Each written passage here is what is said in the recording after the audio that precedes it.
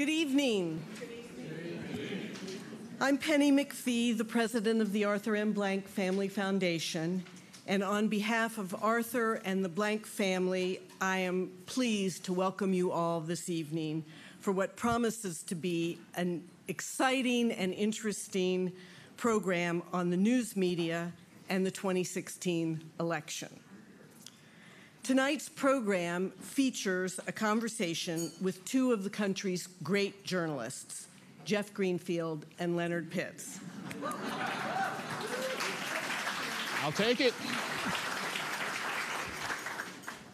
And before we turn to our program, you're going to see a short video to introduce the topics of the themes of tonight's conversation.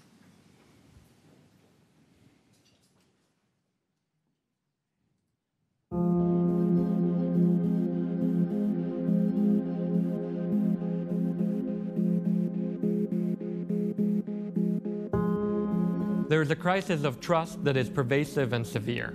Trust in Congress is at or near historic lows. Trust in the media is remarkably low, especially among young people.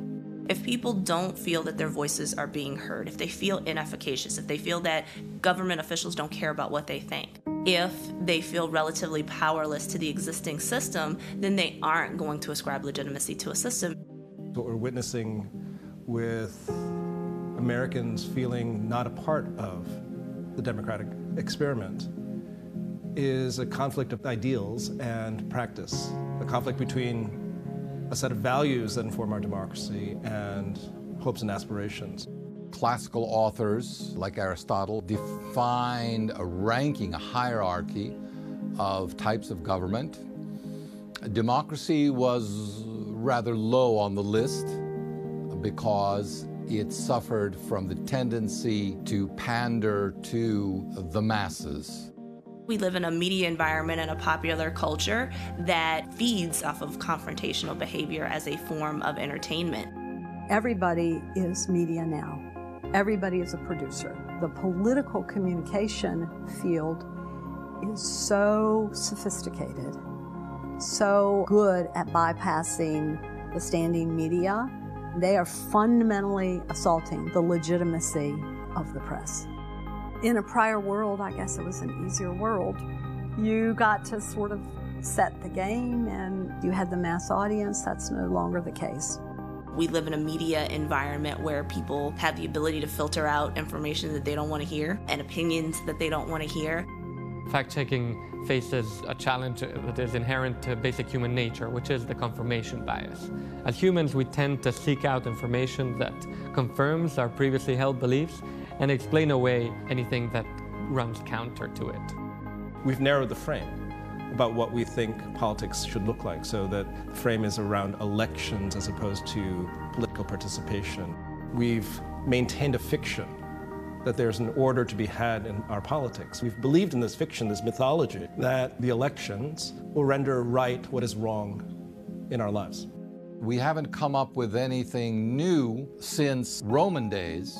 The elites of Roman times ruled in the name of the people, but of course would tend to advance their own interests.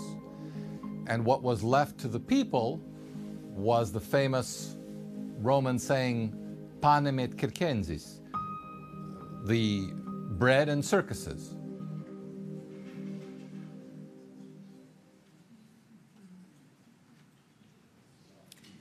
So you've now met 5 experts who helped us put together tonight's conversation, helped us think through the themes that we wanted to talk about with Leonard and with Jeff and with all of you. We recruited Andra Gillespie, Paula Ellis, Alexios Mantsarlis, David Kim, and Nikolai Petro to give us their diagnosis of the current state of journalism and our democracy. You heard a little bit from them in this video. You'll see a little bit more from them later. You have their bios, and I hope some of you had a chance to visit with them during the reception. Thank you all for being with us tonight. I also want to recognize our partners in tonight's program, the Poynter Institute, the Atlanta Press Club, Georgia Public Broadcasting, the Morehouse College of Journalism program, and the Vox Teen Journalism program. These are organizations all working to elevate journalism, and we encourage you to get to know them. And thanks to GPB's production team, tonight's program is streaming live. Welcome to all of you who are viewing online. From all the journalists in all the world, we invited Jeff and Leonard for many reasons. Perhaps most of all because they did not arrive tonight to predict the outcome of the election. They are longtime, curious observers of human behavior and witnesses to events who have spent their lives listening to other people and sharing their reactions with readers and viewers. We believe they've earned reputations as trusted voices. They are both truth seekers and truth tellers. For us, they set the bar for what journalism can and should be. One tidbit about each of them that you won't read in their bios. On the CNN desk for election night 2000, Jeff's ad-libbed line, "Oh, waiter, one order of crow," became the symbol of our national uncertainty after TV networks first called Florida for Gore, then said Florida was too close to call, and then, well, you know the rest. Unbeknownst to him until this evening, Leonard is like family to me. I was already living in Miami. Okay. I was already living in Miami when he began writing for the Miami Herald in 1991. Those were still the days when you walked down to the end of the driveway to get your morning newspaper and had a cup of coffee with the columnists who enlightened, provoked, and sometimes caused you to change your mind. I agree with the Pulitzer Committee, which said that Leonard has a gift for speaking with passion and compassion to ordinary people on often divisive issues. Thank you both for being with us tonight.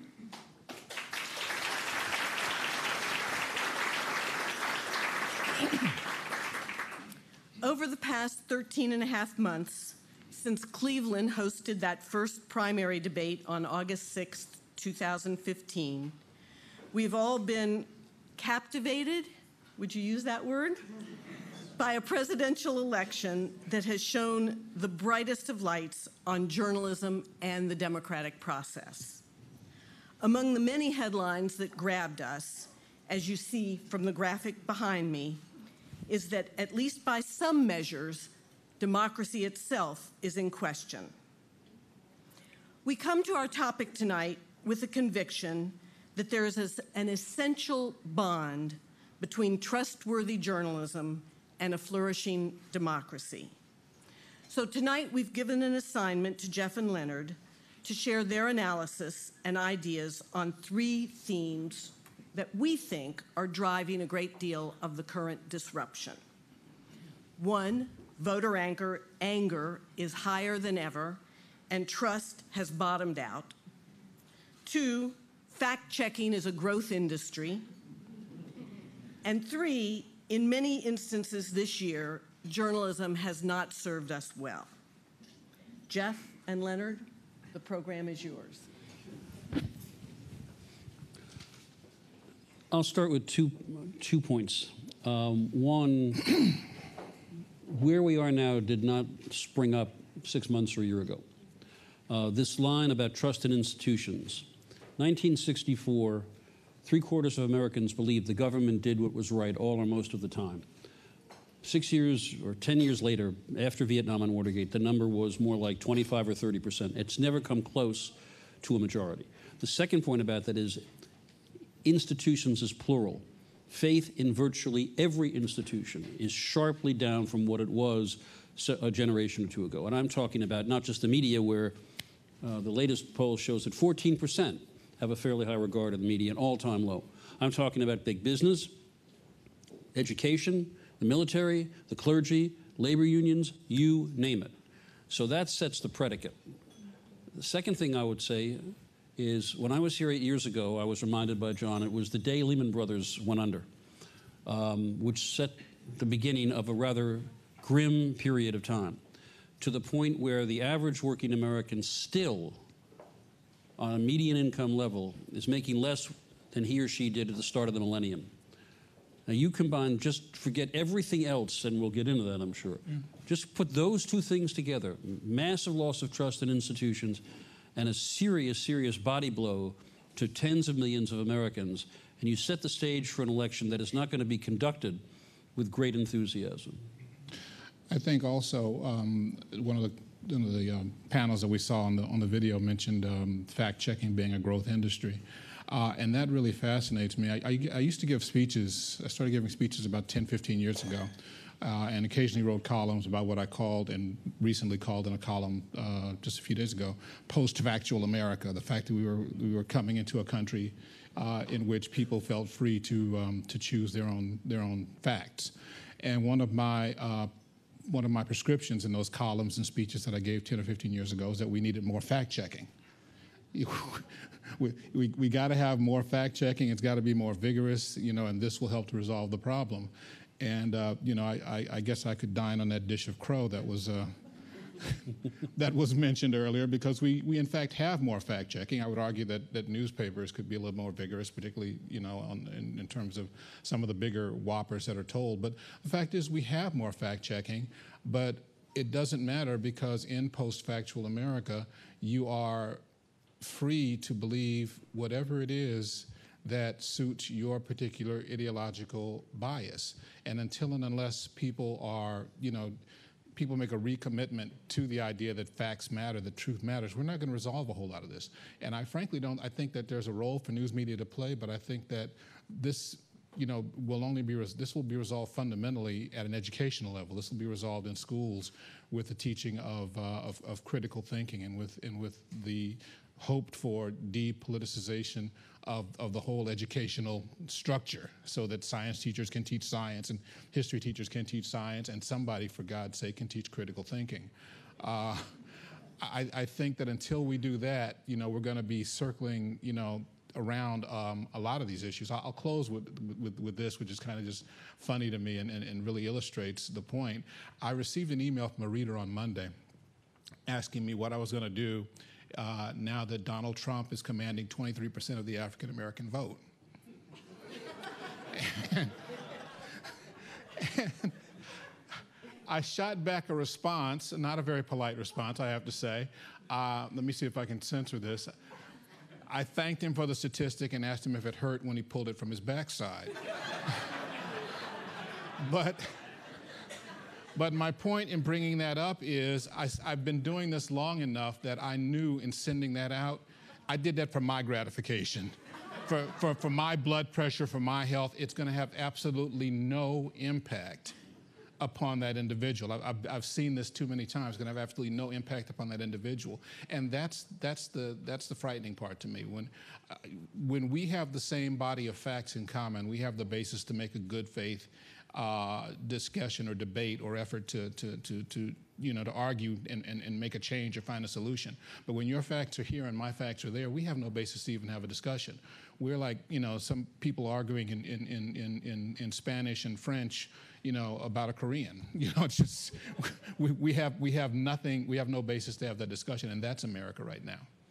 To take that theme, the connection is to me blindingly clear. If huge majorities of Americans, of all political persuasions, let's say, simply don't trust the media, then fact-checking becomes an exercise in futility. Very early on, and we're going to have to keep going back to the subject of with no predictions, but because Donald Trump has reshaped everything we thought we knew about politics. So some months ago when he said thousands of Muslims were cheering the fall of the towers from Jersey City, I saw it on television. No, he didn't. Just not like, no, he didn't. He saw people on the West Bank cheering and somehow got it confused. And so when people said to Trump supporters at rallies, well, there's no tape of this, they said, of course not. You guys burned the tapes. Yeah. And that's the closed-end system, whether it's the Moonies or Scientology or the Communist Party, that, no, That didn't happen. The second part about that is, and now I am going to make a political point, the stuff of which fact-checking used to matter matters less, because in this particular campaign, the substance is less important than what it represents. That is, everything, the reason I got Trump wrong early was it turned out that everything I thought was a bug was a feature. So, for instance, the bellicosity, the wild statements that he had to go back on, this wasn't a source of embarrassment to his supporters. This said, you know, all right, he may not mean everything he says, but by God, he's telling it like it is. He's not being polite to all those people that have been screwing me, all those institutions that I have lost trust in. Yeah. And that's why, for instance, the stuff that we remember from old campaigns, where like the Dallas Morning News, for the first time in its history, or 70 years, sorry, has endorsed a Democrat. There was a time when that might have made a difference. Yeah. When Texas Republicans might have said, gee, now it's the media. Doesn't matter if it's a Republican paper or a Democratic paper, it's the media. George H.W. Bush, in fact, has now apparently come out publicly saying, I'm voting for Hillary Clinton. How many Trump supporters is that going to, that's that old rich guy from Kennebunkport, whose son got us into Iraq. And so what you have is that the mechanisms that I'm used to, and I guess that Leonard is used to, where what mattered, has in, I don't want to overstate this, it matters to some people, that's why his unfavorables are what they are. But there are a lot of people for whom that doesn't matter, because all of you have misled us and betrayed us, and I haven't even got into the more ugly part of this. And so finally we've got a guy rich enough to tell all you people to go to hell. Yeah. He's not going to be bribed because he's got $10 billion. You can't bribe him. And he knows how to beat you guys because he's been part of that game. This is why this campaign, in part, is so astonishingly different, and why these mechanisms in the news media, not counting the fact that they early on turned over endless chunks of time to him at rallies for which they will have to answer. Even when they got serious, it mattered less.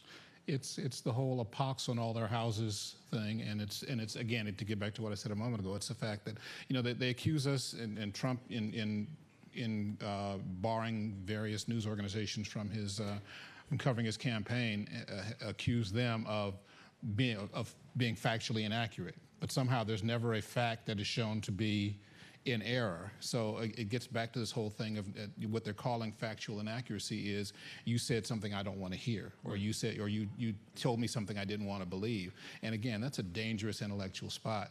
We're talking about, you know, you're talking about the media, and it reminds me of a conversation I had with my son years ago. He's 34 now, but this is back, he's like a kid of 7 or 8 or something like that.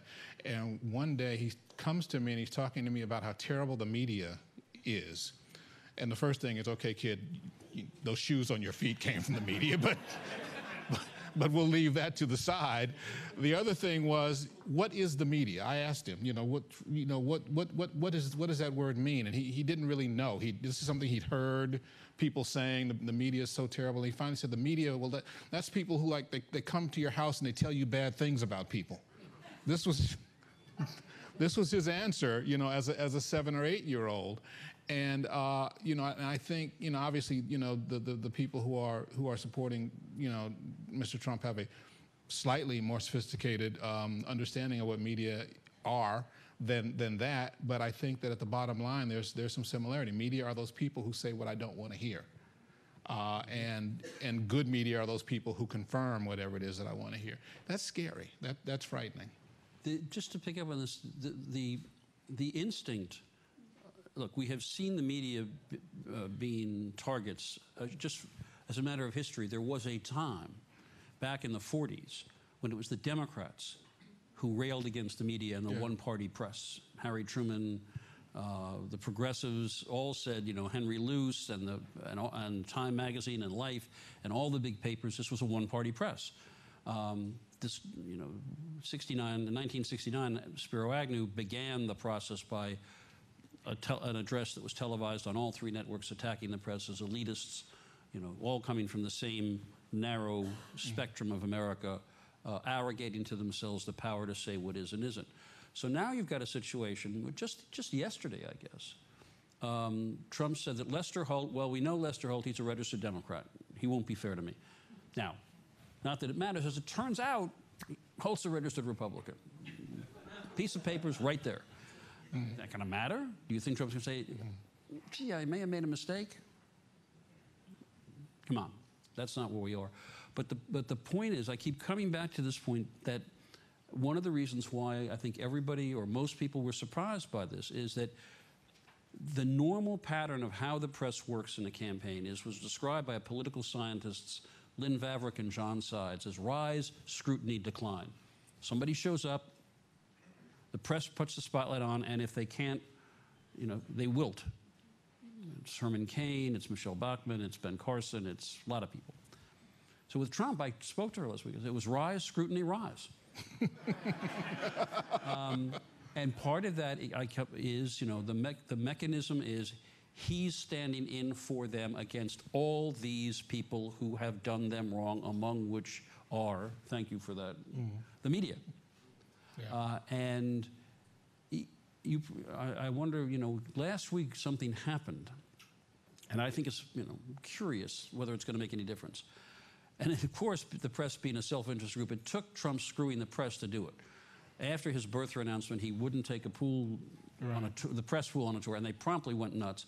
And the New York Times, page 1, top of the front page, 2-column, quote, news analysis, used the word in the headlines and in the lead paragraphs, lied. Something that, reporters are told, you better be careful.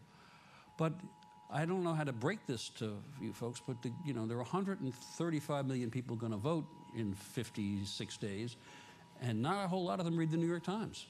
Yeah. Is it going to make a whole lot of difference? My instinct would be no. Nothing else has made a whole lot of difference. But you kind of touch on something that I've noticed, or my pet theory about media over the last, let's say, 20 years. And I begin this by saying I've got not statistic the first to back this up. This is my pet theory that's been banging around in my head. You could be advising the Trump campaign. You're right. I don't know what I'm doing. Let's advise your campaign. But it seems to me, my pet theory is this. Back in the 90s, when Mr. Goldberg published his book, Bias, and there was a lot of talk about conservative bias in the media, I think a lot of media folk, took that to heart. Liberal bias. Liberal bias, I'm sorry, yeah, liberal bias bias against conservatives in the media. I think a lot of media folk took that to heart and made some efforts to sort of clean up their act and end the sort of de facto bias. I remember one example that was used, which really struck me because it was the kind of thing that being biased had not even occurred to me, and that was the fact that in that era, and maybe still, I don't know, it was routine to refer to staunchly conservative politicians or public figures as arch conservative. This sort of modifier that sort of dug a knife into the rim and twisted it just a little. There are no arch liberals. Okay, that sort of, okay, they've got a point. But I think what happened, and here's my theory, I think what happened is that as news media, we overcorrected, okay? And what we tried to do was create this model where there is no judgment. Right. False equivalence. Yeah, false equivalence, to your point of the New York, it's a big deal. The New York Times says that Trump is lying when Trump has in fact lied pretty much every day. As he's drawn breath. It's a big thing that suddenly this is acknowledged. I think the reason for that is that we have tried to create news media without judgment. I remember middle part of the last decade, height of the Iraq War, there's a news story about arms being missing from an Iraqi munitions dump, and this is an embarrassment for the Bush administration. I believe the network was CNN. Rather than report this, there's weapons missing, this is an embarrassment, the White House said so-and-so. They reported it, and then they brought on the talking head from the left wing and the talking head from the right wing to each give their spin. Okay, and this is their way of being fair and balanced. I've checked the right-wing box, I've checked the left-wing box, but the thing is, as a consumer of news, I trust you to have the judgment to tell me what's going on here.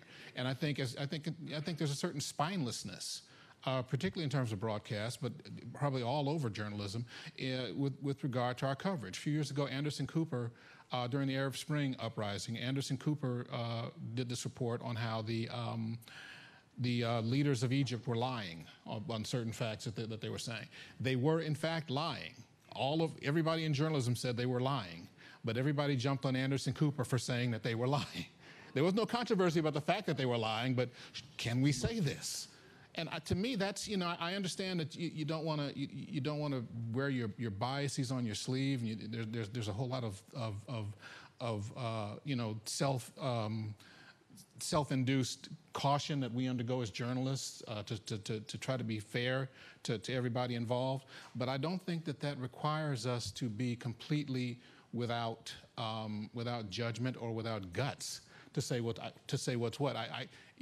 As specifically as an African American, I wonder what would have happened, to me, or where I would be had media been like that when the civil rights movement was converging on Kelly Ingram Park in Birmingham, or on the Edmund Pettus Bridge, in Selma. There was a clear, media were clearly on the side, I think, and had empathy and sympathy for the civil rights marchers. Mm-hmm. I can't imagine them reporting that, those events, the beating on Kelly Ingram Bridge, the dogs and hoses the beating on the Pettus Bridge, the dogs and hoses of the Kelly Ingram Park. I can't imagine them reporting that without judgment. And in fact, it's one of the reasons why the attacks on the press began down south. Yeah. There were local stations that blanked out the network news coverage of the civil rights movement, technical difficulties. Which is, so yeah. That's what. But let's turn this, before this turns into a rally.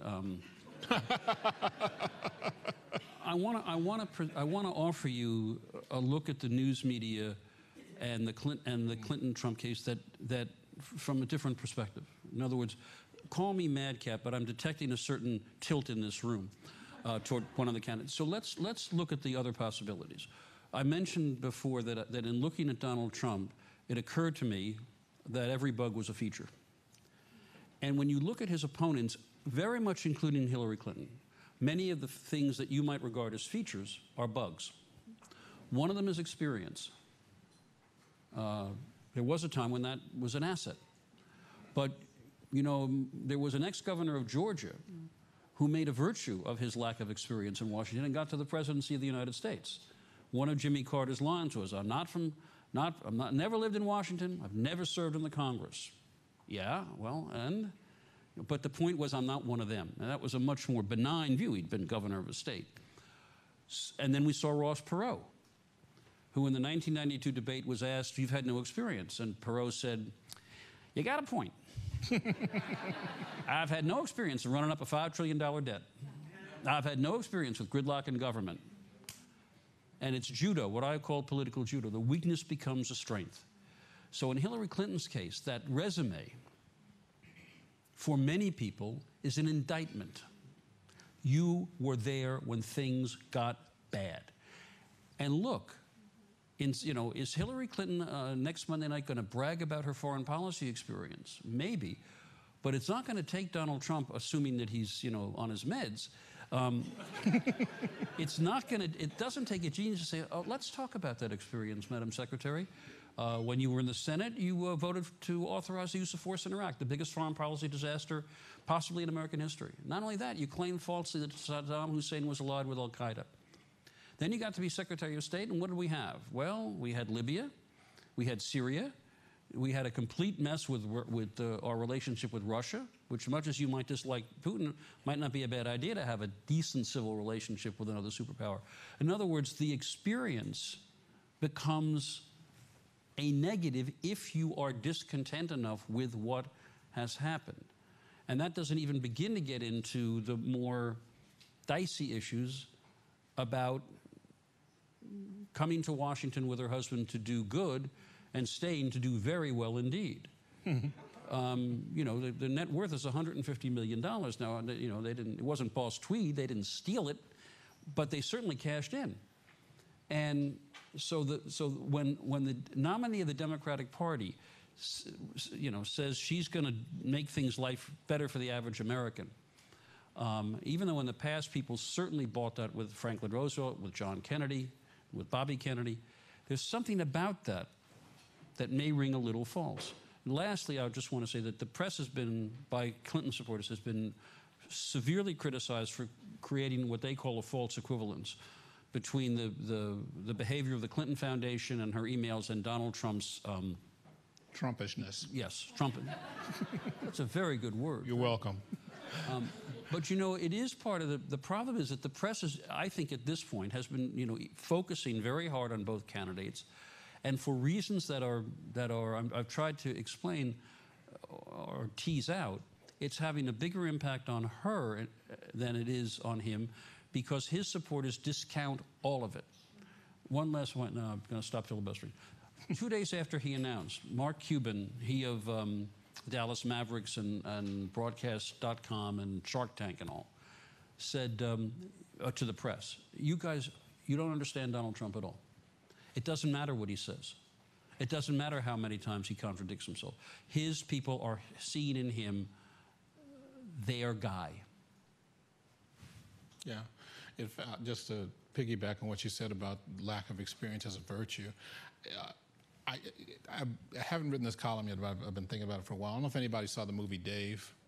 Kevin Kline. Yeah, I love that movie too. Kevin Kline plays a guy who's a look-alike for the president, and he comes in and he sort of fixes everything that the actual president has screwed up. There's a great scene where I'm blanking on the actor's name, but plays his accountant. Charlie Grodin. Charles Grodin, yeah, I love Charles Grodin. Playing his accountant, Murray the accountant, is looking at the federal budget because Kevin Kline wants to carve out a little bit of money for a worthwhile project. And he's looking at it saying, my goodness, if I ran look at these books, if I ran my business this way, man, I'd be bankrupt. And he's looking at, you know, the federal budget.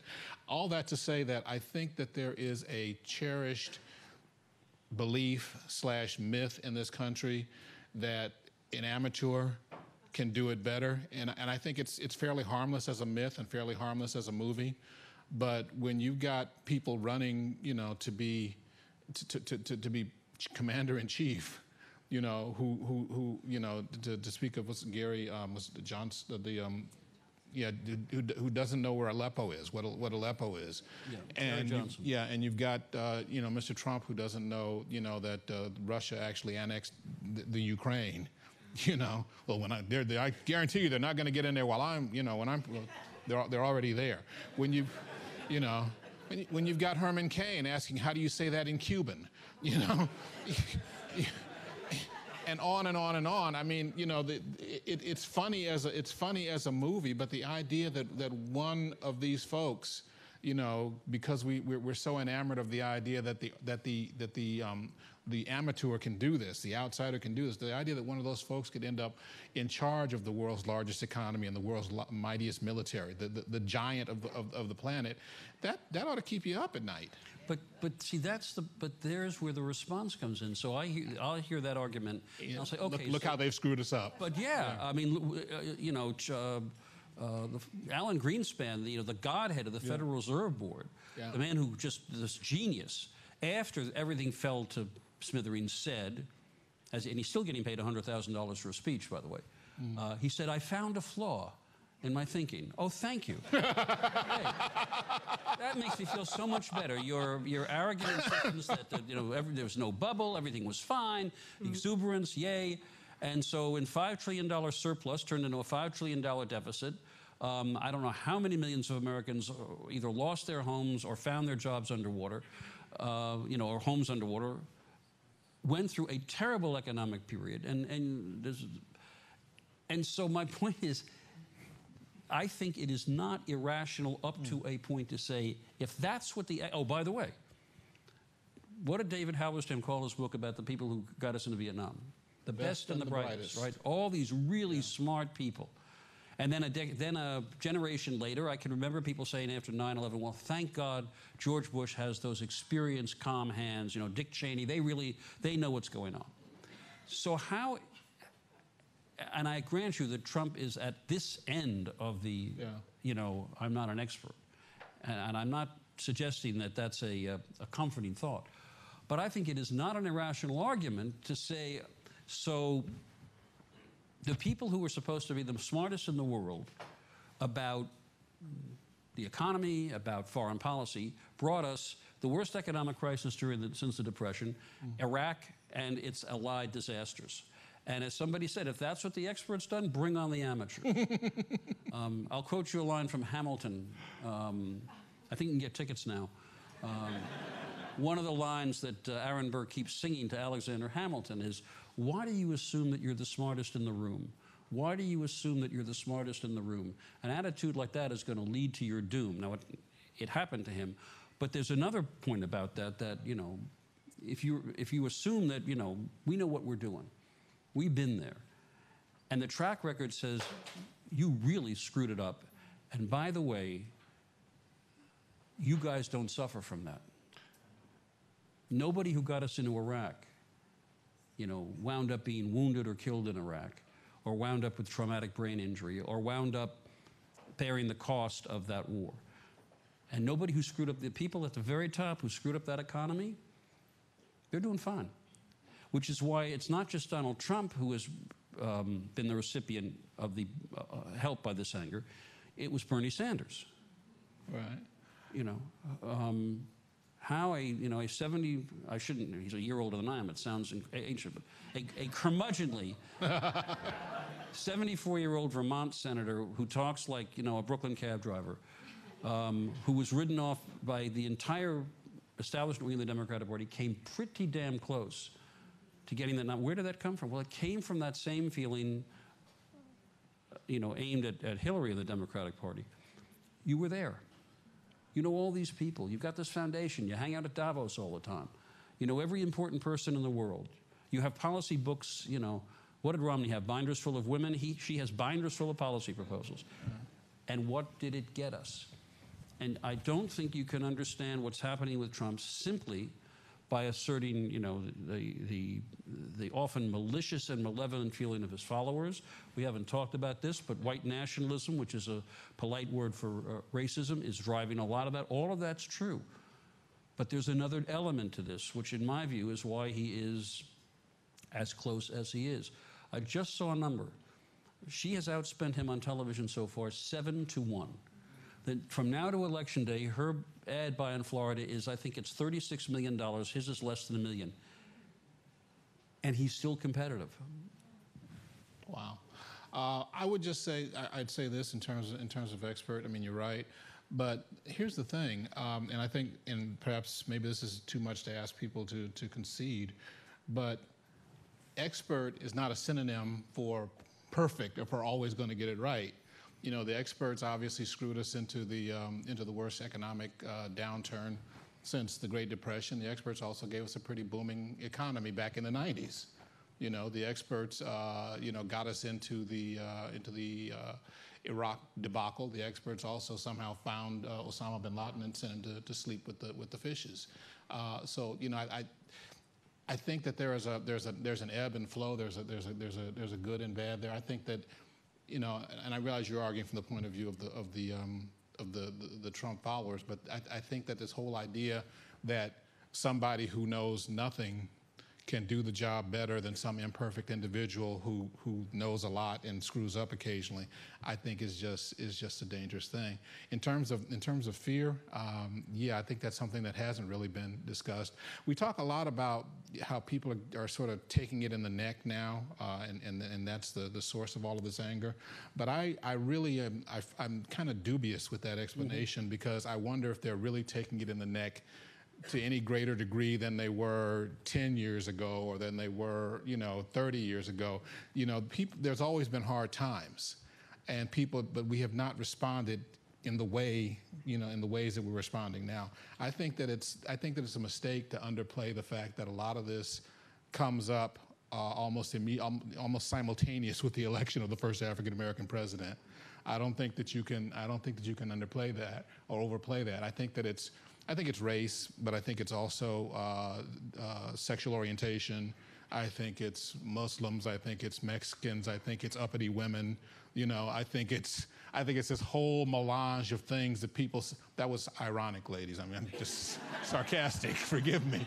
You know. That's right, Leonard. Hope you all got where I was coming from. But what I'm saying is, I think that's what people. I think that a certain stratum of the electorate perceives that. You know, that their place is under siege and their place is under threat. and that Mr. Trump represents, as you said, the guy who's going to stand up and not going to take it. It doesn't matter if he's unfactual. It doesn't matter if he's inconsistent. It doesn't matter if he's not smooth. It doesn't matter if he's not even always truthful. He's the guy who's going to stand up and poke him in the eye for me.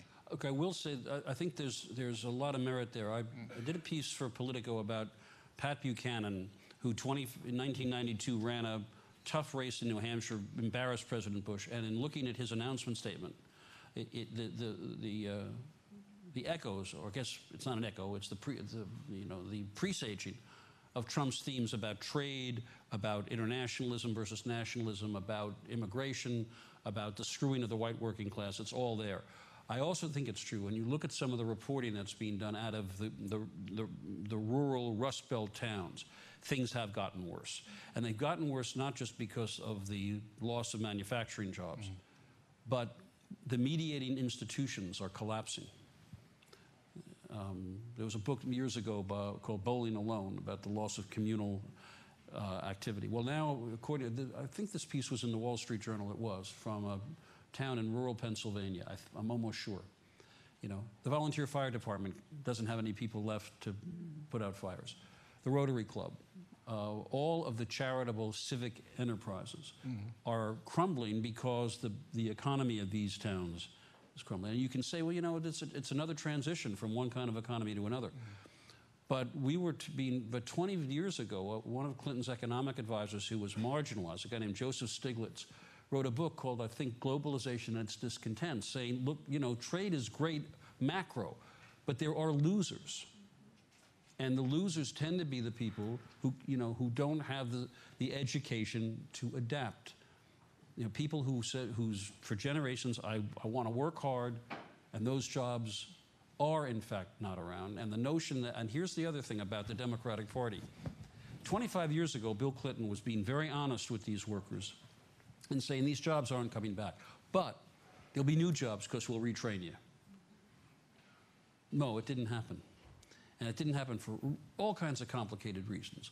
One of which is if you're a 55-year-old steel worker laid off and somebody says, I got a great job for you as a home health care worker for 1/3 of what you're making, taking care of an 80-year-old incontinent woman, you can call it cultural bias. That's not an attractive second career. And I'm getting into a lot of complicated things, and I don't want to go on, but it is absolutely true that there's always been discontented, disgruntled people, even in the middle of our economic boom, who out of racial animus or cultural animus were angry. But I think the reason it's gotten propelled more is that there's more fuel now. That's all I'm thinking. Yeah, I think the discontent you're talking about is part of the overall melange. I guess my thing is that I don't like to. I'm always careful not to want to underplay all of the other cultural aspects of it. But I definitely don't think it's an either-or situation.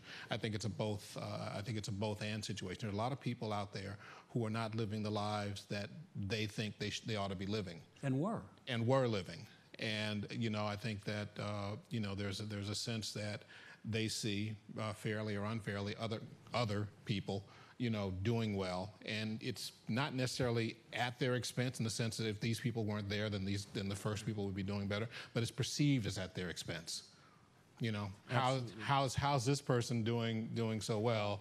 And I'm struggling. I'm doing so poorly. Peggy Noonan, who's a conservative columnist for the Wall Street Journal, has a very apt description. She says the division is between the protected and the unprotected. And by that she means people, it's not rich, but it's people who are relatively comfortable in the new world, who can surf this new world. Maybe you're in a gig economy. Maybe you're doing 5 different jobs, but you're comfortable with it. You're okay with it. And then people, for whom all of these cultural changes and economic changes have felt more like battering rams. Yeah. One of the, Charles Murray did this book about who would come under a lot of fire a generation ago for writing what seemed to be racially inflammatory stuff about IQ. The more recent book he did was about the white working class. And how the social mechanisms, the divorce, spousal abuse, drug addiction, alcoholism was spreading like wildfire.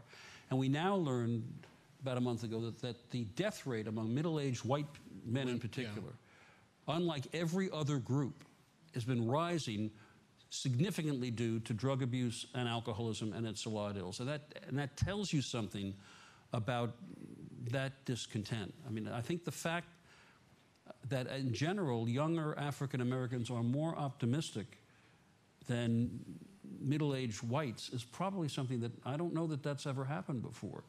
And I'm not sure I think what that's more about is the negative side that these folks are feeling.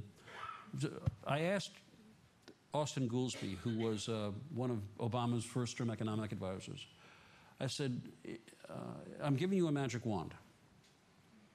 What are you going to do for the 50-year-old displaced blue-collar worker? And that's what he said. Nothing. I can't do anything for him. I can help younger people. We can do apprenticeship programs and link that with community colleges, and there'll be a manufacturing. But if you're 50-something and you've been laid off job, the rest of your life is not going to be nearly as good as it was. Now, we want politicians who tell the truth, right? You go try telling the truth that way. Yeah, I'll tell you something else about those folks.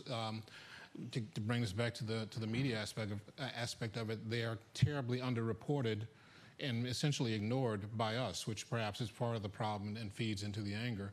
A couple years ago, I finally got my paper to send me to do a story that I'd wanted to do for years. I asked them to send me, let's find the poorest and whitest place in the country, and I'll just go there and start asking questions and talking to people. Yeah.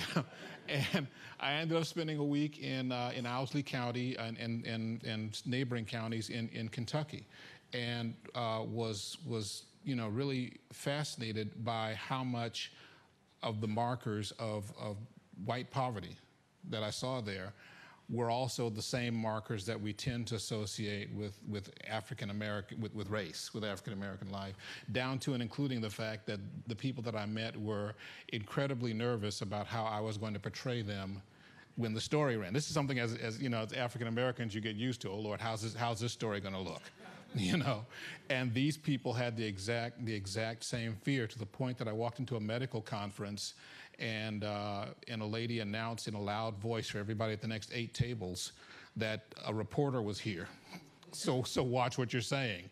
And I got that pretty much everywhere that I went. I went there, frankly, expecting to have some tension as an African-American man. The tension that I felt far more tension as a reporter going into those places, because these are people who feel they've been shafted when not being ignored by media. And I think that's a story that you know, that's been right under our noses, but that we've missed. Mm-hmm. You know, poverty in this country, first of all, we don't cover poverty much, if at all. You know, the people who are socially you know, or economically displaced, and then when we cover it, we tend always to cover it as an urban problem among, you know, people of color.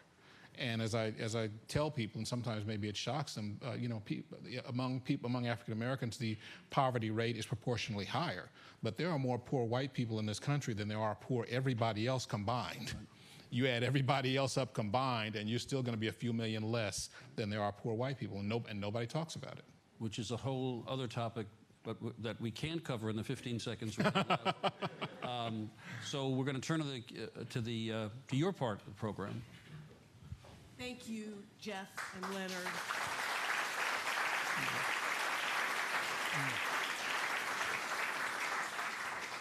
We're going to take a moment before we open it up to Q&A to hear once again from our 5 experts about some of these issues that Leonard and Jeff have been exploring with us. And then we're going to turn to your questions. And we have a healthy amount of time to do that, but we do have a couple of house rules. 2, but we're firm about them. The first one is, give your name, not your autobiography, when you stand up to ask a question. And 2, and I can't emphasize this enough, you have to have a question. And that doesn't mean a long speech followed by, so what do you think? And I will entertain the host's prerogative, and I'm going to offer the first question to one of our Morehouse journalism students when we come back.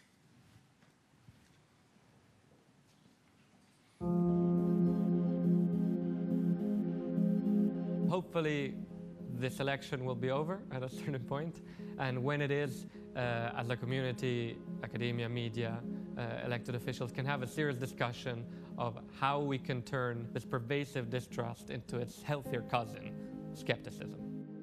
I don't believe you can fight fire with fire. I don't think you can fight anger and hatred and fear with comparable forces. It's a crisis, but it's also an opportunity to respond to the anger, hatred, and fear with love, compassion, generosity.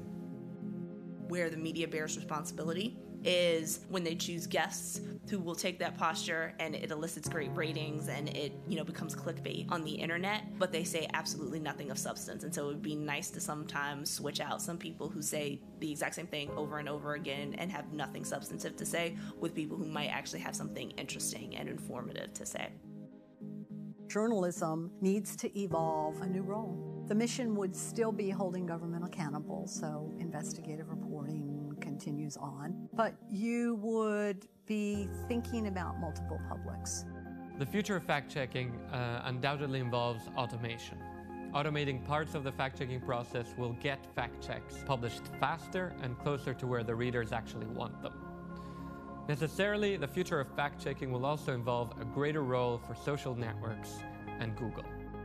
You can't turn a blind eye to the problems that are going on and just dismiss people as being rabble-rousers without actually seeking to talk to people and understand what their grievances and concerns are and actually seek to address those issues.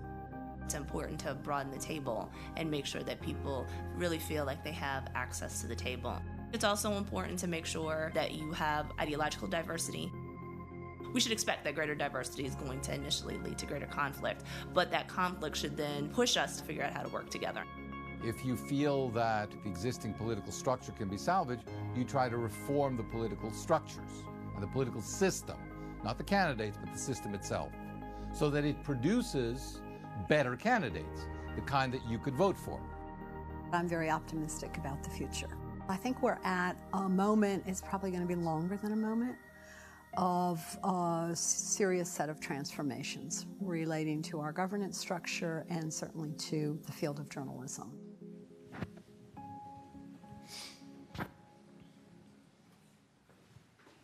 Thank you all.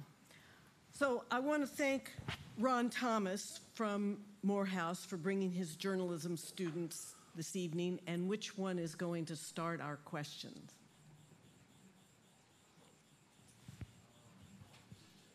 Can you get to the mic? Hello, I'm Diablo Deloach, and I know you were talking about the truth and like how, in some of the pressures, like how there's like this brutal truth. If just telling the truth isn't enough to build trust, what are, between the media and the government, how can, we build trust between each other? Go ahead. Oh, gee, thanks. Well, as I said, the issue is not factuality, and if factuality built trust, I think there'd be some. I don't make any argument for media being perfect. Lord knows I'm not, and nobody that I know who works in media is. But by and large, we not one, are factual, and two, care with a great passion about getting it right, about being fair. So if those things were indeed the building blocks of trust, we wouldn't be here having this discussion. I think, to go back to what I said earlier, that this problem is resolved not in newsrooms but in classrooms. I think that there is entirely, I think that we have evolved a generation of poorly educated Americans, poorly educated about civic life, poorly educated about their history, and not incidentally poorly educated about science, and poorly educated about critical thinking. I tell students all the time, I don't care what you think, I care that you think. And that's what we seem to have given ourselves permission to go away from. Again, to go back to the example I gave a moment ago, when a guy just feels free to pull, out of his southern regions, 23% of African Americans support Donald Trump. Just send it out, just for the heck of it. That is really, to me, a sign of what time it is in this country. I'll give you another example, not from a nameless guy. John Kyle, a junior senator from Arizona, said a few years ago in complaining about Planned Parenthood that 90% of what they do is abortions. And it's pointed out to him that 3% of what they do his abortions, and his office issues a statement, quote, that was not intended to be a factual statement. This is a written statement, meaning they had time to think about what they were going to say. Okay? When you see that kind of stuff happening over and over and over and over again, it tells you that, you know, something different has gone on here in terms of how people are educated and in terms of how people relate to this whole idea of having any kind of responsibility to tell the truth. We, within the framework of human frailties in media, particularly, you know, in newspapers, you know, tell the truth, you know, as best we are able. But people have got to want the truth and be able to recognize the truth when they see it, and that's, you know, that's something else. There's two quick points that there was this piece that popped up a couple of days ago, said that among large segments of Trump supporters, you know, Trump said climate change is a hoax. Okay. So the question is, okay, but 2015 was the hottest year on record. Now that's not an opinion. We don't know. You know, maybe it had nothing to do with human climate, but a huge chunk of his voters didn't believe that, which is in effect like saying 2 + 2 is 4. I don't believe that. Yeah. That's the first problem. Now, in terms of what Mr. Pitts talked about, educated, if you really want to be depressed, if this hasn't happened enough already, there's a Facebook thing that I saw that some reporter went out at I don't know what college and interviewed any number of college students. You know what Jay Leonard used to do, jaywalking, where there was this hilarious fact that all these people knew nothing?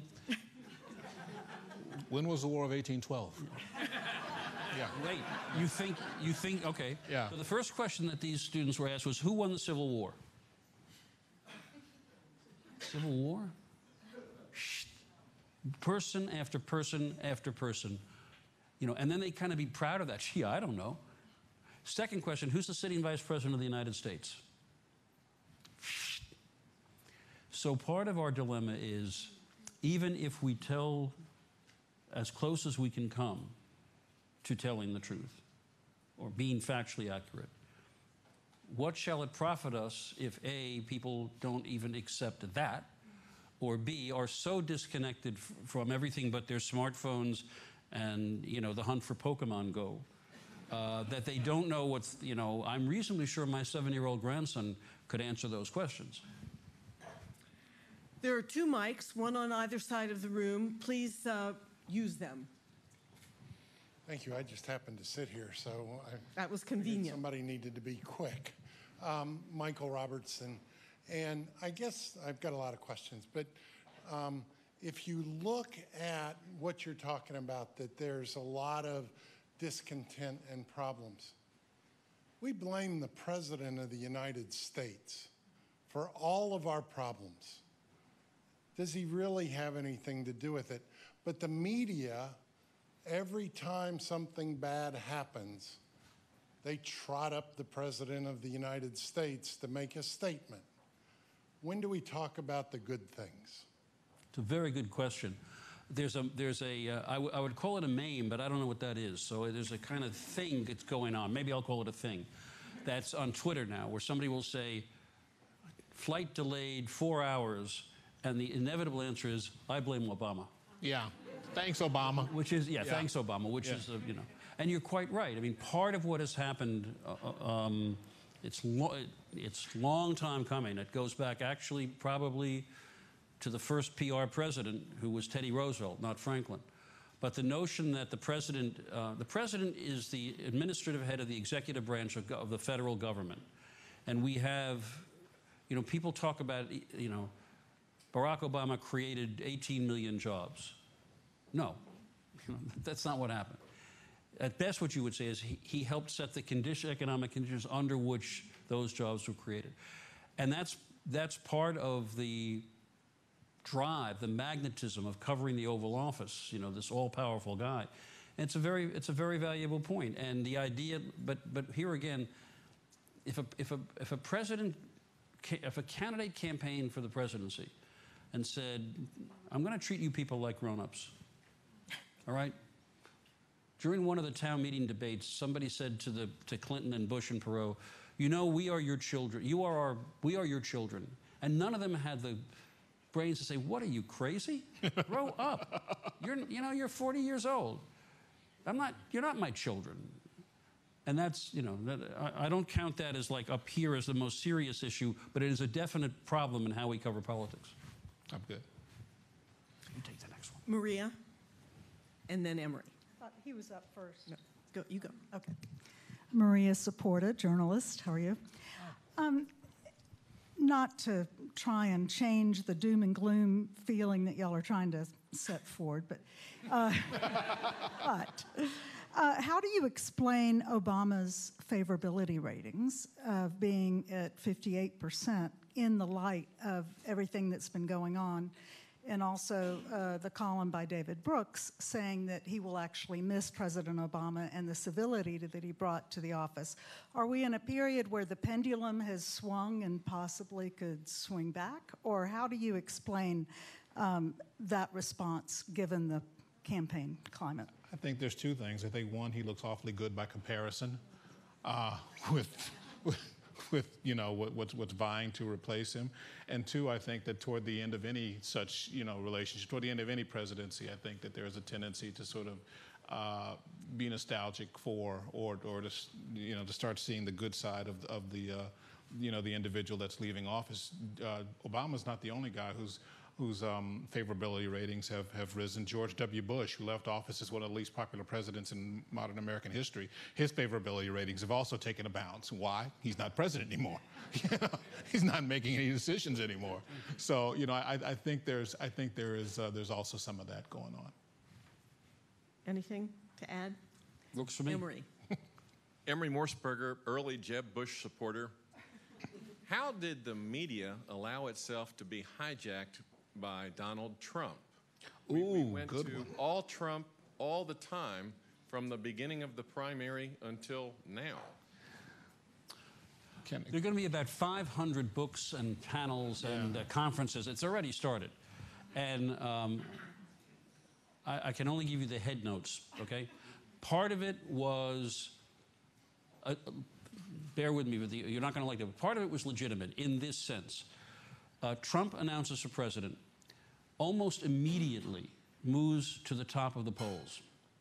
And one thing you have to remember that I didn't, and my wife reminded me, she said, I just binge-watched The Apprentice for 3 or 4 hours. You know what? On that show, he's a commanding executive leader, right?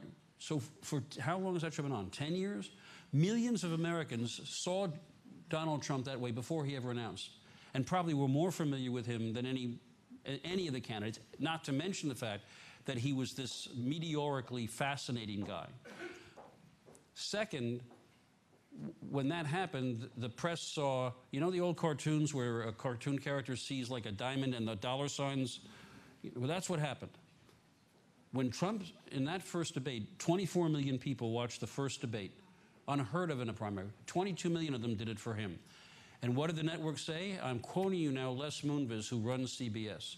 He said, Donald Trump may not be good for America, but he sure is good for CBS. Yeah. Bring it on, Donald. Yeah. And CNN, for the second debate, raised their ad rates by a factor of 10. Third thing was because he drew eyeballs. I mean, it was terribly unfair in a civic sense to clear an hour of TV time for a Trump rally, even before it began. There's Wolf Blitzer. The plane is on the terminal. Any minute now we'll be coming to the podium. And it's odd, when Scott Walker would hold a rally, or, your guy, who was, by the way, great on the Emmys the other night as the limo driver, didn't happen. And what also didn't happen was the critical faculty didn't start kicking in until relatively late in the game. It did kick in, but there was no question that, he got an enormous boost, both because he was a legitimate newsworthy figure and because the cable network saw a chance for dough. Yeah. People talk about the bias of media, of liberal versus conservative, and I've always thought the actual bias in media, we're biased toward a show. We're biased towards some sense of drama. We're like, I don't know if anybody saw the movie Up with the dog, the dog is, squirrel, That particularly broadcast, that's us. That's broadcast media. And Donald Trump was the biggest, most fascinating squirrel you ever saw, and we just went chasing the squirrel. There's this sense of drama. There's this sense of entertainment. I think the other thing, and the thing that sort of allowed us to do this, was that I don't think anybody took him seriously. So it's early in the campaign. Let's have a show. And we've seen this repeatedly over the last few campaigns, maybe even longer than the last few. We've had these sort of entertainment value candidates. We've had Herman Cain. We've had Freudian slip. We had Herman Cain. We had people, candidates that nobody really took seriously, but who were sort of entertaining. And I think people thought Trump was going to be that guy. And the fact of the matter is, by the time they realized what Trump was, the coverage has become a lot harder now for whatever value that's going to be.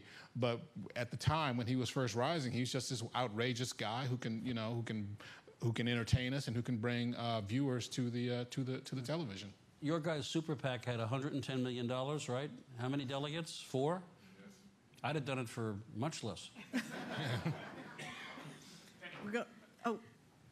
Yes, we're going to go to one of our experts. Well, thank you.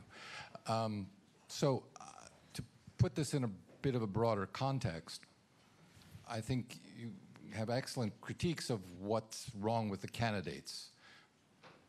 But alongside that, we have enduring loss of faith in institutions. And part of that comes from the lack of the system of institutions that we have. They're not changing. They're not responding to the lack of trust. There can only be one outcome. The dam has to break at some point.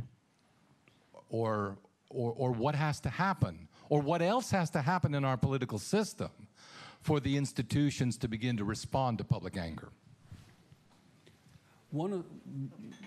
There's a very smart political analyst, former operative named Matthew Dowd, is on ABC. And he says the only way this is going to stop is when the system is blown up by the voters, not physically. He's talking about an alternative to the two parties. I know, now, but this is kind of like the big bands are coming back, and jet travel is a fad. I've been hearing about this pretty much all my life.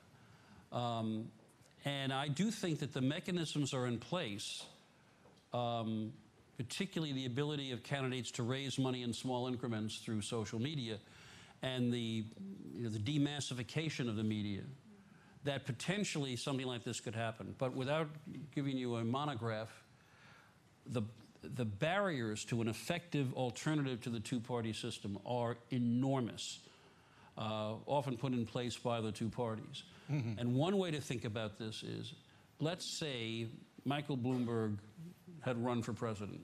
Clearly he had the resources. Let's say somehow he could have won. Then what? Who carries his legislative program in the Congress? Or is he basically like Jesse Ventura in Minnesota as governor, neutered for 4 years?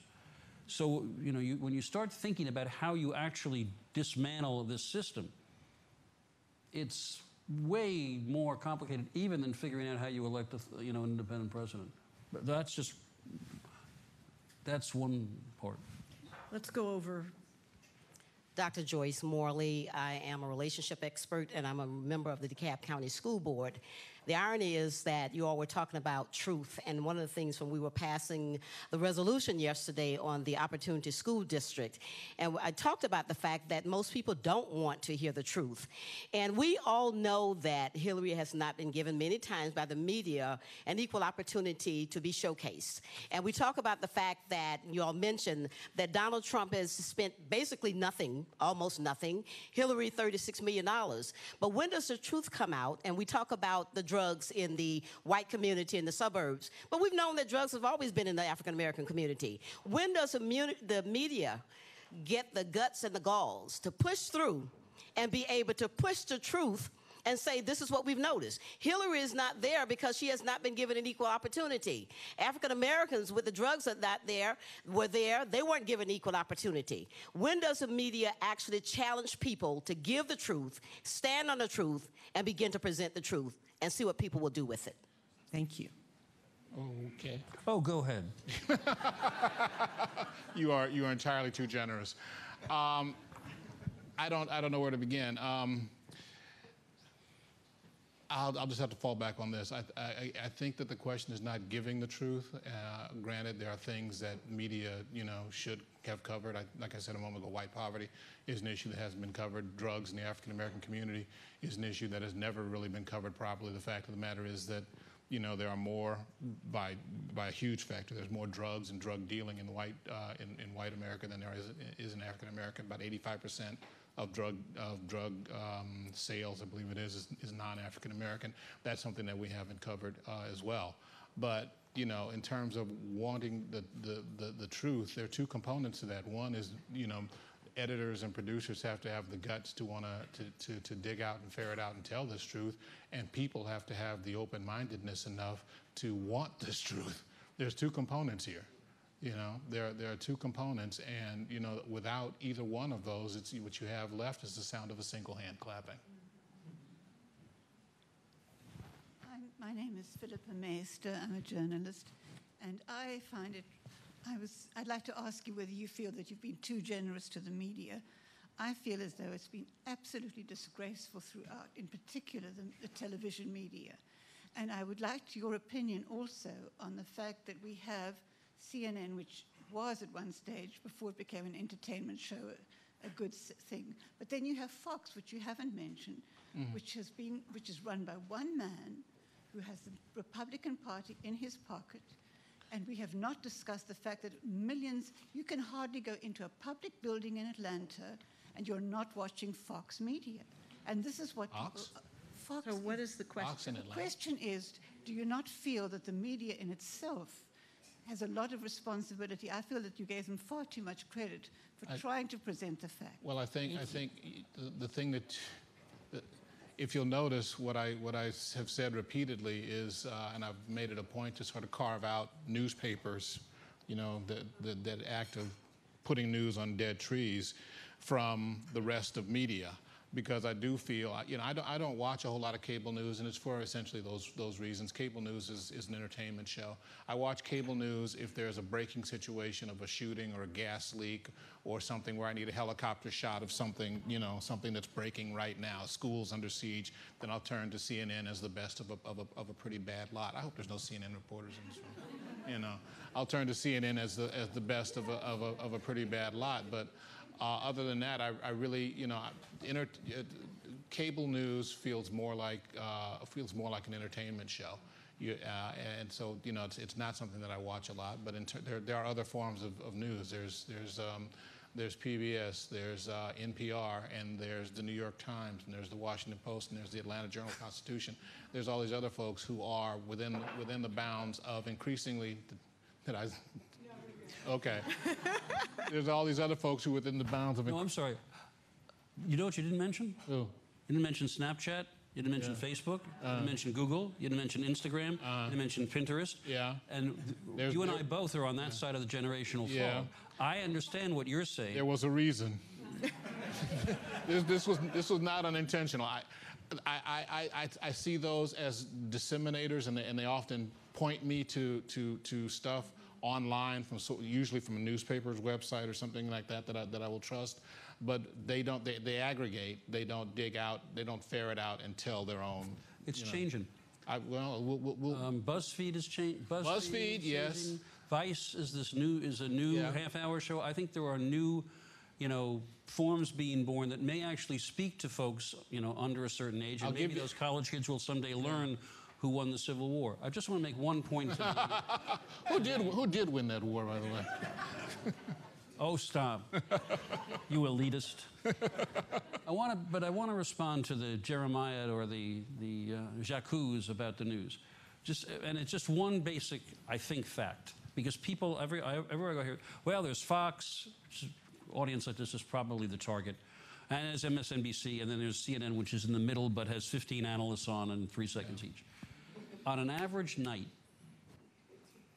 roughly 5 million households are tuned to one of the 3 cable news networks. This is a country where in November, conservatively, 135 million people are going to vote, which means that the overwhelming majority of Americans are not getting their news from Fox, and even fewer from MSNBC or CNN. That does not mean there isn't polarization going on, and it doesn't mean there isn't this retreat to the corners.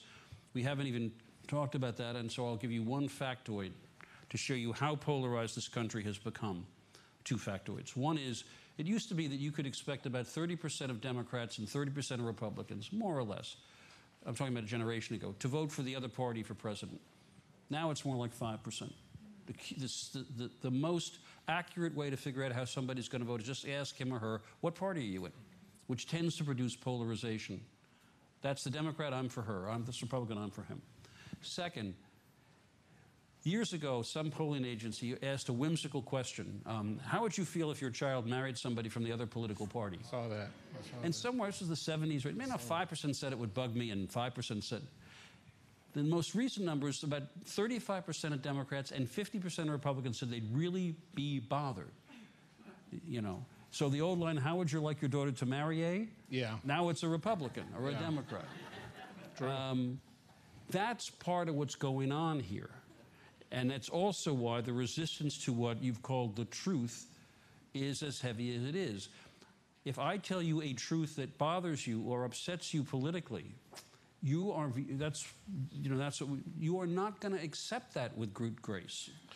You're not going to. We all think, by the way, we want the truth. I want a candidate who's going to tell me the truth. No, you don't.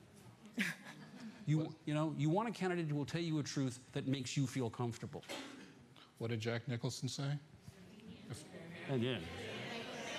You can't handle the truth. Let's go over here.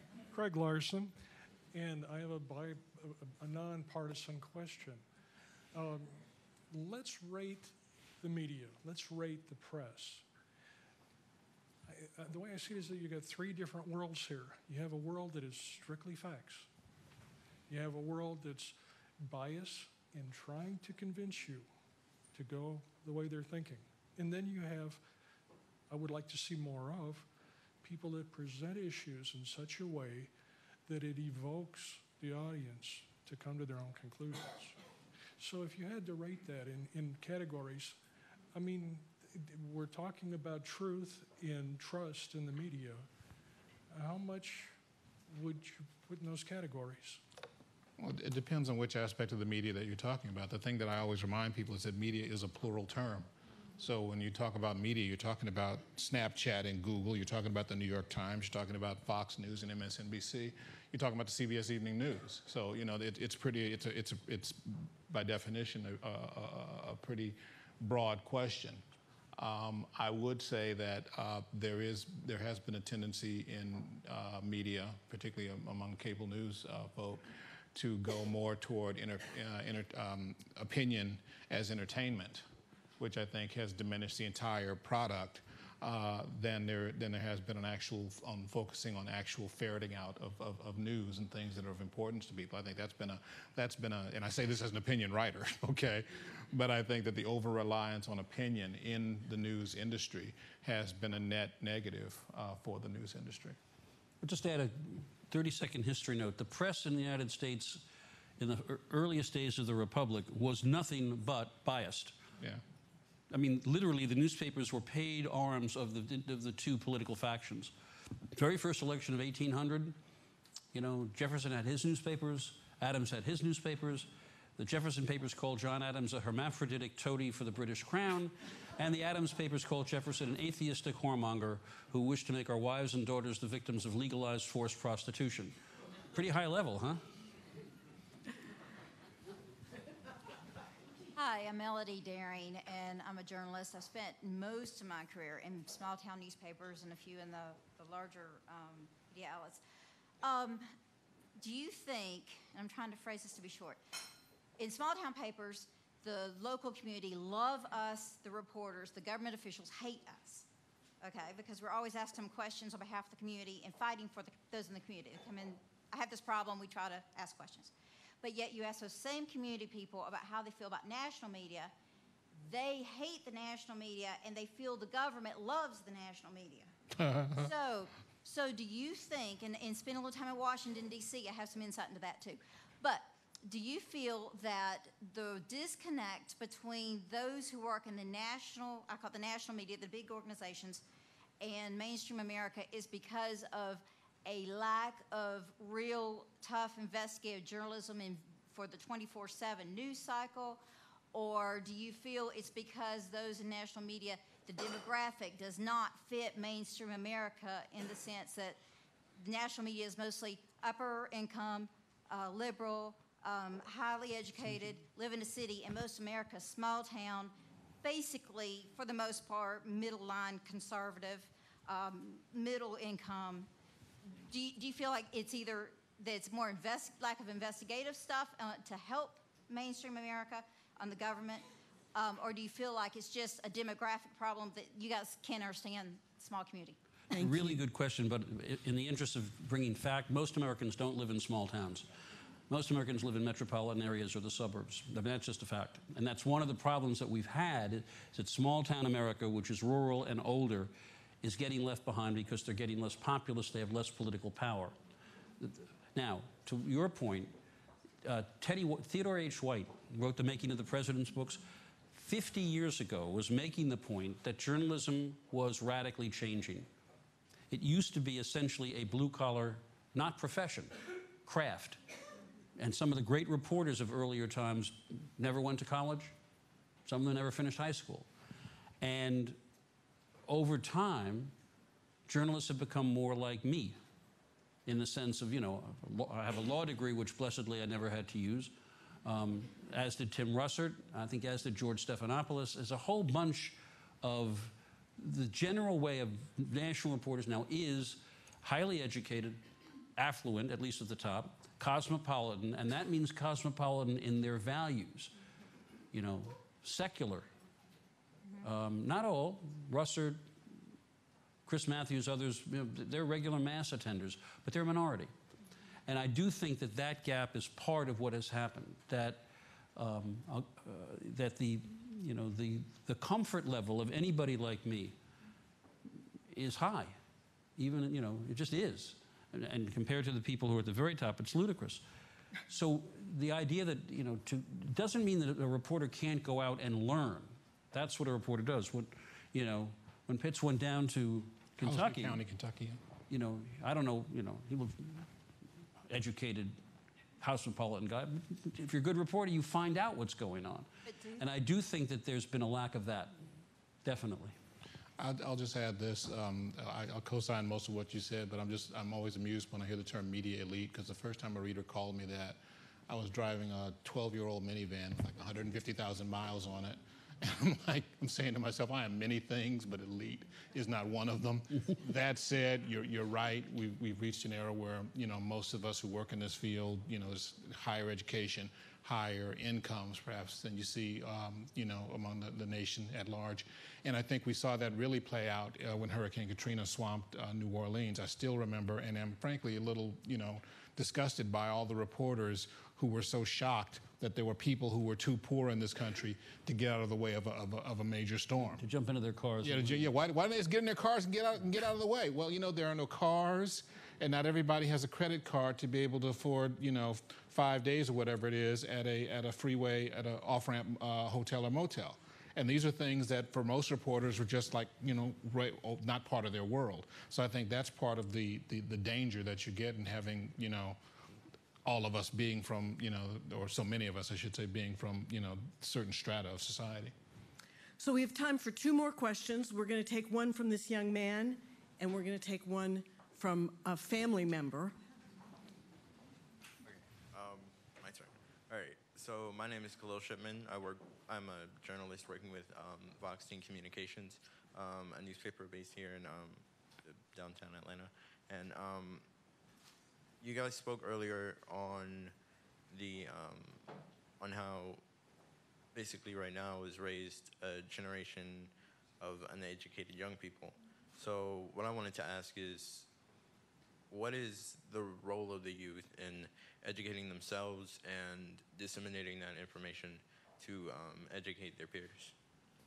I think that's an excellent question. I think that the school, and when we talk about the undereducation of our young people, let me make one thing really clear: it's not their fault. I think our kids have been undereducated because we allowed school boards to be turned into political footballs, and because we spent so much time, too much time, particularly in the 90s, concerned about their self-esteem, guarding their self-esteem as opposed to trying to teach them. I think those two things have been disastrous. So yeah, I think you are very smart to want to take ownership of your education. Turn off the internet. They have these places called libraries. Do they still have those here? Okay. And seriously, whatever the subject is, get yourself a book and start reading. I use myself as an example. I thought I got a pretty decent education. I came out of school realized I knew absolutely nothing about history. Okay. I'm a big history buff now, but I'm a big history buff not because of what I learned in school, but because of what I taught myself after school. Years after I left University of Southern California, I found myself in the library reading old newspapers of essential historic events. I read the LA Times coverage of the Watts riots. I read the Washington Post coverage of the vote after Pearl Harbor to authorize the First World War. And I was amazed, because in history that I'd been taught in school, it's kind of boring. It's like, who did what on what date, what general said what on what date, and the doggone Smoot-Hawley tariff, had to remember that, okay? But then you start reading this stuff, and it's fascinating. It's people dying and buildings burning and people in fear, and you're not taught this. So if you're not given this stuff, and that goes for history, literature, science, whatever, then go get it. You have an absolute, not just a need, but a right to this information. And if your schools or whomever is not giving it to you, demand it from them. And if they're not doing it, then go to one of those places I told you called libraries and get it for yourself. Or, if I may, go on the internet and use Google, because it's much easier. I had exactly the same experience as Leonard. I would go into the University of Wisconsin stacks, get black lung disease from the crumbly newspapers, because I really wanted to learn what had happened in the 20 and 30 years before I was born. Yeah. Now, Google, God, will give you all those newspapers when you want them. And so if you don't do it, it's your fault, it's your kids, it's your crazy music, and get off my lawn. Yeah, I'm being a little facetious, and he's right, I'm being a little facetious in dismissing the internet. My concern about the internet, there's a ton of great stuff on there, but you need to be able to discern the stuff that's authoritative from the stuff that's 23% of African Americans are now supporting Donald Trump. That's my concern about the internet. You need to be able to bring some discernment to it. You look at newspapers on the internet. I do. Yeah. I look at newspapers. I look at books. I do a lot of research on the internet. But okay, real quick story. I'm stretching time here, but there was a teacher told me once about a young lady who was assigned in high school level, was assigned to write a paper on Martin Luther King. And she went to martinlutherking.org and essentially copied what she wrote, what she saw there. martinlutherking.org, I hear the awes there, is a white supremacist website, okay? And this young lady, a black girl, just copied it all down, like, oh, sexual pervert and degenerate, okay. And she turns in that report. So use the internet with caution is all I'm saying, okay? Fair point. Emily Blank, close us out with the last question, please. Hi, I'm Emily, and my question is, if you were Lester Holt, what would be your strategy to conduct the debate on Monday? What a great question. That is a great question. That is a great question. Thank you. Good night.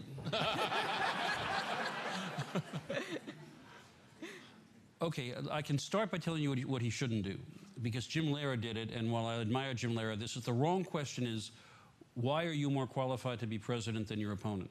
Because it's too broad, right? So they've broken this debate down into 15-minute segments to vote, and I'm not sure what the first the first issue is that maybe if it's national security, I think you want to get fairly specific, and you want to confront the candidates with a specific proposal of one of them. This is, Mr. Trump, you have said that if NATO nations are attacked, you might not come to their assistance if they have not paid their bills. You know, if they,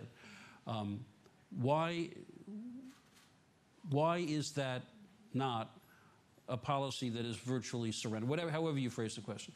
And then, and I think this is really important distinction, you do not fact check as a moderator. You fact check as an interviewer, which is why Matt Lauer did such a dreadful job.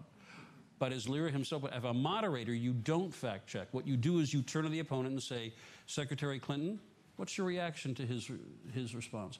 You try to get them off the, what my former political operative boss called the agaboo, broad 30,000 feet answers, and start them out with specifics. That's the first, that's, I think, the most important thing. And then I do think, you know, there's nothing wrong in each case with raising, you know, a critical point about each of them. That, you know, with Secretary Clinton, you said experience is a valuable asset, but it's the kind of, you know, but you voted for to authorize the Iraq War. You've pursued an adventurous policy in Libya that seems to be a disaster, and Syria is a mess, and you're reset with Russia. You know, what good is that experience? And then Trump, you know, Mr. Trump, you, on the other hand, don't know what a nuclear triad is. You thought Crimea hadn't been invaded, what it in fact had. Aren't you taking this inexperienced thing, you know, or she might, I keep coming back to the point of being kind of not so broad. And that's, you know, that's where I think he's under, you know, I have a strong amount of empathy for him, because no matter what he does, people are going to hear bias, you know. But that's I ditto. I would co-sign that. I think that one of the things that for me has been missing in this campaign, mostly from Mr. Trump, but really from both candidates, is any level of specificity in terms of this is what I would do if you gave me the presidency. So I would like to hear that from them on foreign affairs. I'd like to hear from them on domestic matters. I'd like, you know, there's a whole raft of, you know, of things that have gone, you know, if not undiscussed, under-discussed. And I would really push them for some specificity. I think the key in not that I've done debate moderation or anything like that, but for me the key would be, can I get them off their talking points? Kind of push them off their talking points and get them into, you know, I'd like to see how they think on their feet, you know, and I would craft questions designed to push them to that. I'll just tell you, the reason I'm so glad you asked the question is, you know how they say that, I'm glad you asked that question, and they're not. They're really not, yeah. Yeah, I am. Because I've literally watched every presidential debate. I've covered them since 1980. I've written books. I used to be in my evil life as a political operative, a debate prepper. You know, we'd sit with the candidates, and if you asked me to game out Secretary Clinton's strategy here, I don't know what I would say, because I have no idea what to expect. You know, I don't know who's going to show up. I do think, to be candid, that if Trump had any discipline, you know, he could walk away from this debate the winner. Not just because he's Trump, because of the various ways that there are to play what I call political judo and turn her strength into weakness. But given everything we've seen about Donald Trump, I'm equally prepared to believe, you know, that he will do something we've never seen before in a debate. Please join me in thanking Leonard and Jeff.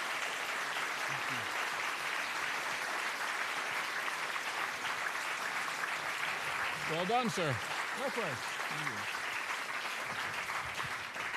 And I really want to thank Alexios, Paula, David, Andra, and Nikolai for being part of our program tonight, for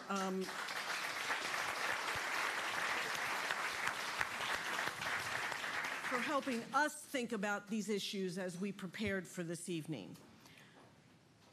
We will post the video from tonight's program on our website, so be on the lookout for our newsletter and stay in touch with us via Twitter and Facebook.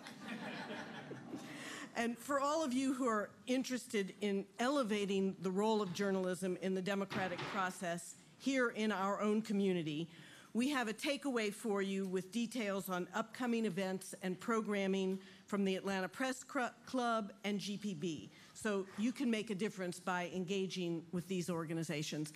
Thank you for joining us.